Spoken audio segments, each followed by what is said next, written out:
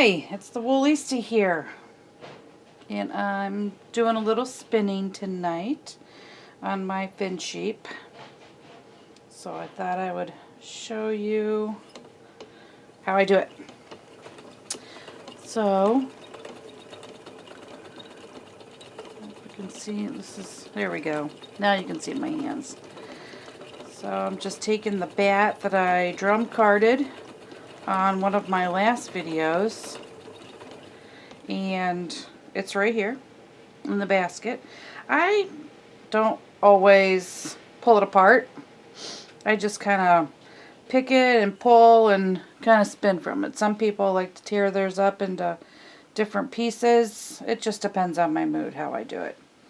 But this one right now, for sake of the video, because I'm not going to, of course, spin all of that on the video, I'll just pull some of that bat off and put the rest in the basket. Put this on my lap. And this is the fin sheep that I'm working on. Get this started here. And this is the fin sheep that I've been working on, and I put it through the drum carder. And this is what is known as a bat. I'm spinning from a bat. It's kind of like the same as I was showing you how to hand card the Rolags. It's both the same prep. It's a woolen prep, which means that you're separating all of the fibers and putting them into one direction. And what this will do is create a lighter weight of your yarn, but it's going to be it's a lighter weight but a warmer weight, and gives you a soft and stretchy, full of air type of yarn. And getting out a little bit of these little peels. It's a little too well. Let me work on the tension there. This is my first experience working with fin sheep. It's part of my the Field Guide to Fleece book that I want to get all 100 sheep brands and work with them. It's like a lifelong quest, put it that way. And so far I'm really liking it. It is very stretchy. I don't know if you can see that in the video, but this fin sheep has a lot of stretch to it. It spins up really, really nicely. This is going to make for a good insulator because it's going to be full of air. And I'm thinking with 3 of these, like a 3-ply, I was thinking of doing an Aran sweater, A-R-A-N sweater, Aran, however you want to say that. I'm not sure if it'll work for one of those or not. I'm still doing research on the fin sheep and what they use their wool for. I do not have a woolly winder on my spinning wheel. A woolly winder is a device that, as you're spinning, it automatically moves it along your bobbin here and makes it all even. See how mine's going down a little bit, up a little bit? So every so many spins, you get used to seeing how it looks. You just move it up a notch and just keep moving it up and down the notches. But then you got to stop along the way. I'll eventually save up for a woolly winder, but they're really expensive for some reason. I don't know why. Probably because everybody wants it and it'll do it all for you. So, just doing a little light spinning. You just draft it a little, drafting it out. You let the machine take it. When I first started spinning, my friend had to sing to me just to let it go, because I always wanted to like hold on to it and not let it go anywhere. and then it would become some big old gnarly mess. But once you start getting used to it, it's so relaxing. And you can spin and drink wine and watch TV. I can't knit and drink wine. Everything comes out goofy, but I can spin and drink wine. I saw some cute spinning wheels where it had a container or glass holder in front of it for their wine glass. I don't know about that, but I don't drink wine that often. Oh, you'll notice this is an Ashford kiwi that I'm spinning on. Double treadle. Or not double treadle. Yeah, double treadle. I'm using 2 feet. And here's my kiwi sitting going for a ride on the front of it. It's a weird little bird. This one is the Ashford Kiwi 1, so a picture of the bird is also on one of the treadles. And it's an awesome first wheel.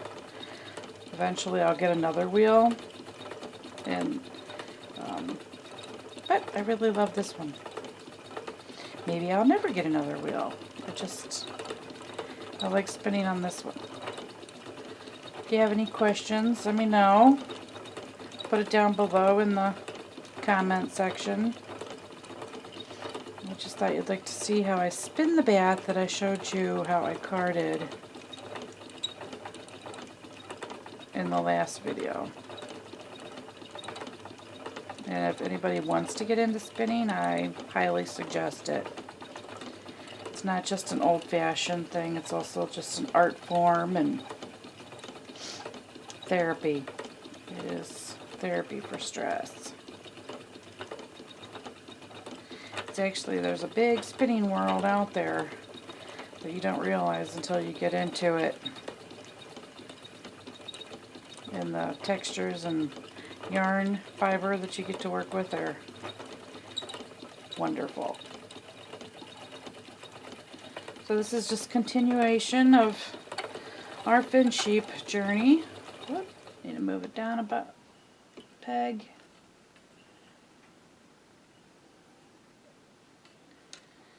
There.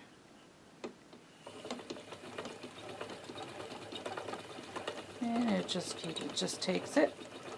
You can see that on camera, but it just takes it. You just keep drafting it a little bit with one hand, letting it take it with another.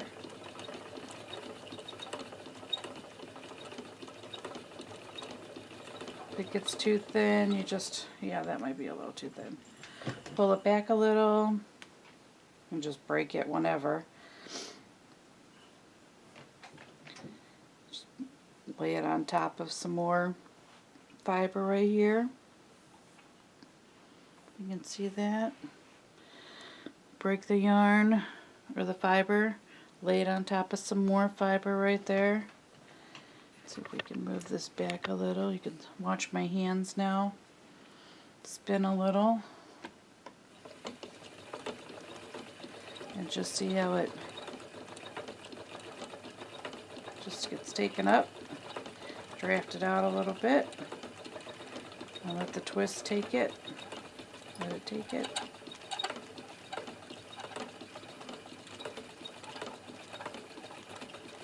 And then I'm going to fill up a few of these bobbins, and then I'm going to ply them together. So this is a single one. I'll take a few of these and put them together, and then it'll be ready for a final rinse, and then some knitting from there.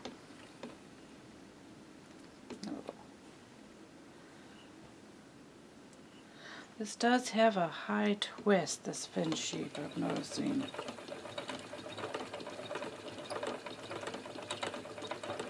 That has a lot of energy.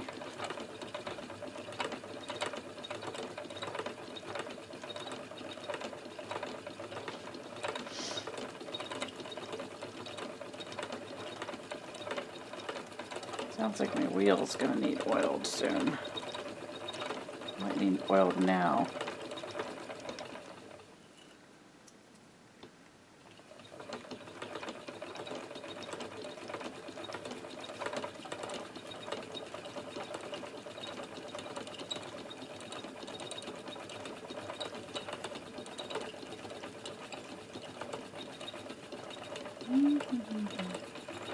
A lot of times I'll start humming, especially when there's no TV on or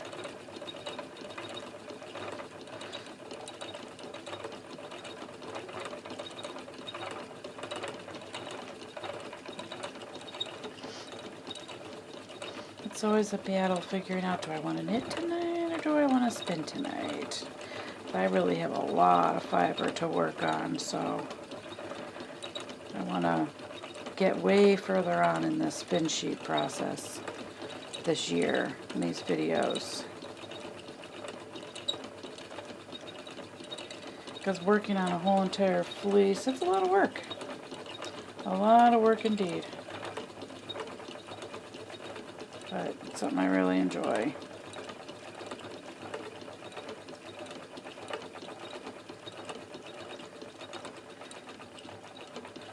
It's a hobby like anybody else's hobby.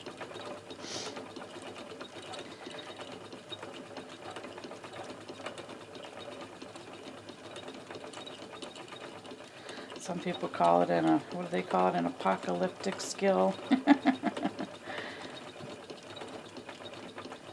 case the world comes to an end or there's an apocalypse, then we can make clothes and do all kinds of stuff with knitting and spinning and the crochet world, the craft world.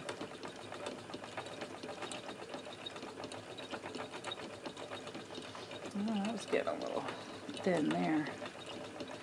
And you can make this as thin or as thick as you want it. I'm making this pretty thin because I'm going to ply 3 of them together.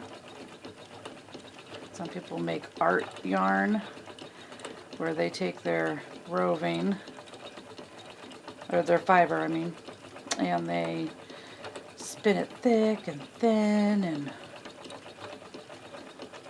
some of them it looks really cool.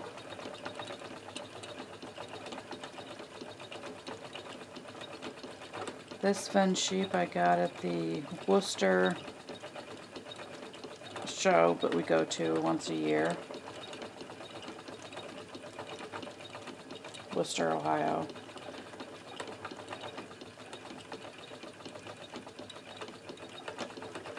And you can treadle fast, you can treadle slow. This is kind of just like an easy treadle here.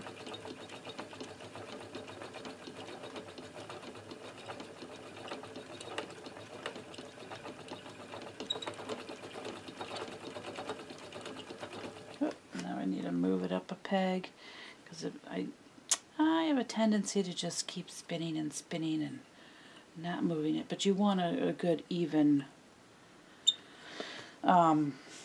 amount on your bobbin there,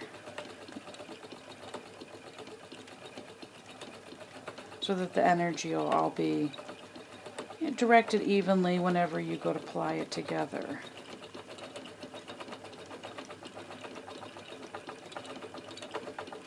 When I first started spinning, I was like, oh, I only want single ply. I only want single ply. I don't have to ply that. No, you don't want just single ply. It depends on what you're using it for, but most likely you will at least have a double or a triple, 2 or 3 ply they call it, to keep the structure together for the garment or whatever you're going to knit.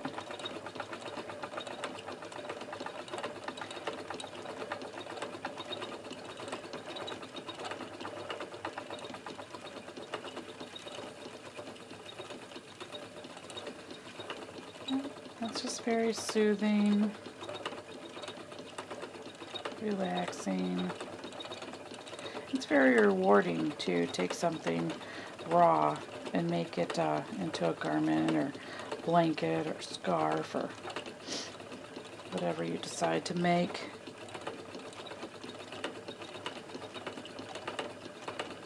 Alright, I hope you enjoyed the spinning video.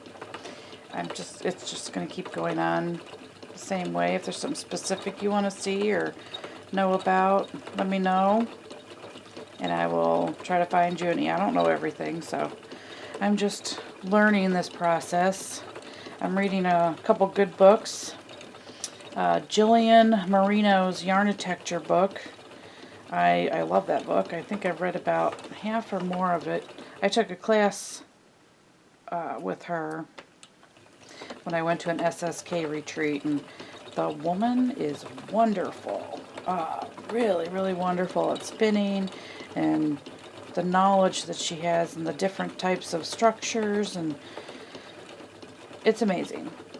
I really hope she does a retreat. I would love to go to her retreat and just sit there and study with her, and not just take a 1-hour class, but really get into learning from her. But so far I'll just get her books, and I took the one class, and hopefully I can find some more classes with her, because I learned a lot in just one class. I do like learning about what I like to work with. Alright, I will see you on the next video. Okay, this is TheWoolista out.